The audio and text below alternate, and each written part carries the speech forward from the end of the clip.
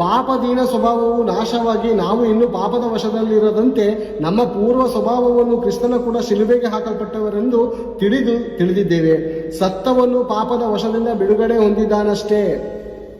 ಈ ಮಾತಿನ ಅರ್ಥವೇನೆಂದ್ರೆ, ಯೇಸು ಕ್ರಿಸ್ತನು ನಮ್ಮೆಲ್ಲರ ಪಾಪದ ವಿಮೋಚನೆಗೋಸ್ಕರ ಸತ್ತಂತ ಕಾರಣಕ್ಕೆ ನಾವೇನ್ ಮಾಡ್ಬೇಕಂದ್ರೆ ಆತನ ನಾಮದಲ್ಲಿ ದೀಕ್ಷಾಸ್ನಾನ ಎಂಬುವಂತ ಶ್ರೇಷ್ಠ ಕಾರ್ಯವನ್ನು ನಮ್ಮ ದೇಹದಲ್ಲಿ ನಾವು ಹೊಂದಬೇಕು.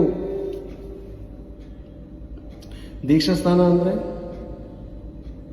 ಅನೇಕರು ಅಂತಾರೆ ಪ್ರೇರೆ, ಅನೇಕರಿಗೆ ಗೊತ್ತಿರಲ್ಲ. ನೀವು ಕನ್ವರ್ಟ್ ಆದ್ರ ಅಂತಾರೆ. ನೀವು ಯೇಸು ಕ್ರಿಸ್ತನ ಕನ್ವರ್ಟ್ ಅಂದ್ರೆ ಪ್ರೇರೆ ಜನರ ದೃಷ್ಟಿಯಲ್ಲಿ ಕನ್ವರ್ಟ್, ದೇವರ ದೃಷ್ಟಿಯಲ್ಲಿ ನನ್ನ ದೃಷ್ಟಿಯಲ್ಲಿ ಗೊತ್ತಾ ಮಾನಸಾಂತರ. ಅಂದರೆ ದೇವರೇ ನಾನು ಪಾಪಿ ಆಗಿದ್ದೇನೆ, ಈ ಲೋಕದಲ್ಲಿ ನನಗೆ ಬಿಡುಗಡೆ ಇಲ್ಲ, ಈ ಲೋಕದಲ್ಲಿ ನನಗೆ ನಿಜವಾದ ಶಾಂತಿ ಇಲ್ಲ, ನಾನು ಪಾಪಾತ್ಮನಾಗಿದ್ದೇನೆ, ನನ್ನ ಪಾಪಕ್ಕೆ ನೀನು ಶಿಕ್ಷಿಸದೆ ನನ್ನ ಪಾಪವನ್ನು ತೊಳೆದು ನನ್ನನ್ನು ಶುದ್ಧ ಮಾಡುವಂತ ನನ್ನನ್ನು ನಾನು ಒಪ್ಪಿಸಿ ಕೊಡುವುದರಿಂದ ಆ ದೀಕ್ಷೆ ಸ್ಥಾನ ಕೊಡಲ್ಪಡುತ್ತದೆ ಪ್ರೇರೆ.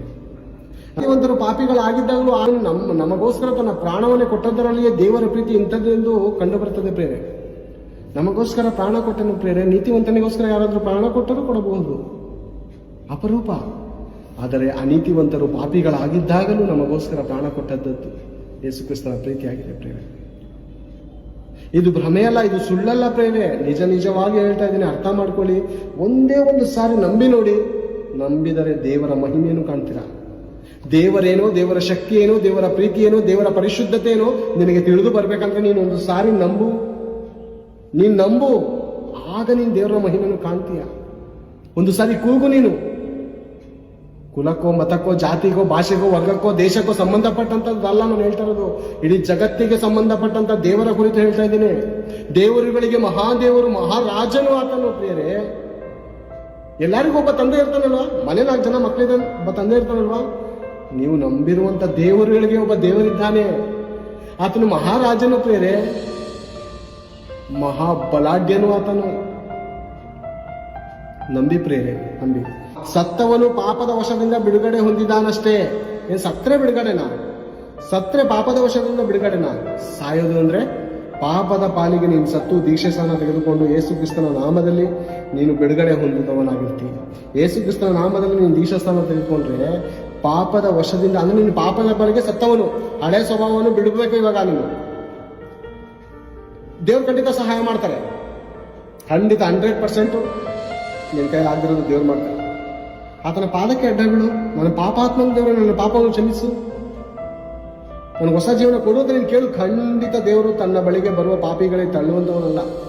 ಮತ್ತೆ ನನ್ನ ಪಾಪಾತ್ಮನ, ನನ್ನ ದ್ರೋಹಿ ಅಂತ ಮನುಷ್ಯರ ಮುಂದೆ ಒಪ್ಪಿಕೊಳ್ಳುವಂತ ಅವಶ್ಯಕತೆ ಇಲ್ಲವೇ ಇಲ್ಲ.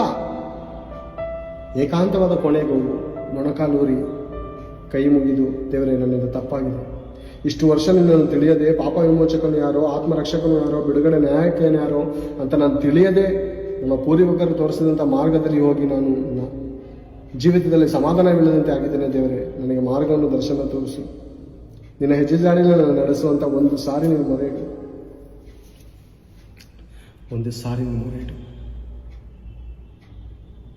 ಆ ಮೊರೆಯನ್ನು ಲಾಲಿಸಿ ದೇವರು ನಿನಗೆ ಸ್ವತಂತ್ರ, ಸತ್ಯವಾದ ಸ್ವತಂತ್ರ, ನಿತ್ಯವಾದ ಸ್ವತಂತ್ರವನ್ನು ಕೊಡೋದಕ್ಕೆ ದೇವರು ಶಕ್ತನಾಗಿದ್ದಾನೆ ಪ್ರೇರೆ.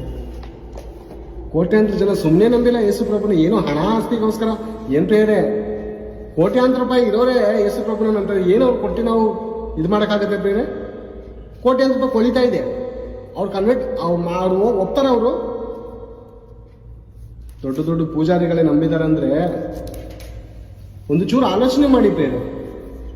ದೇವ್ರಿಗೆ ಇನ್ನೊಂದು ಹಣ ಕೊಟ್ಟು ನಾವು ಖರೀದಿ ಮಾಡುವಂಥದ್ದು, ಹಣದಿಂದ ಅವ್ರಿಗೆ ಪ್ರೀತಿ ಗಳಿಸುವಂತ ಮಾಡೋ ಕಾರ್ಯದಲ್ಲಿ ಇಷ್ಟ ಆಗಲ್ಲ. ಬಲವಂತದಿಂದ ಮದುವೆ ಮಾಡಿದ್ರೆ ಏನಾಗುತ್ತೆ, ಒಂದು ವರ್ಷದಲ್ಲೇ ಡಿವೋರ್ಸ್ ಆಗುತ್ತೆ. ದೇವ್ರಿಗೆ ಅಂಥವ್ರು ಬೇಕಾಗಿಲ್ಲ. ನೀನು ಮನಸ್ಸಾರೆ ಪ್ರೀತಿಸ್ಬೇಕು, ನೀನು ಪ್ರೀತಿಸುವಂತ ಪ್ರಯತ್ನಿಸಿ ಅವಳು ಪ್ರೀತಿಸ್ಬೇಕು. ಆಗ ನಿನಗೆ ಪ್ರೀತಿ, ನಿಜವಾದ ಪ್ರೀತಿ ಅದು ಅಲ್ವಾ?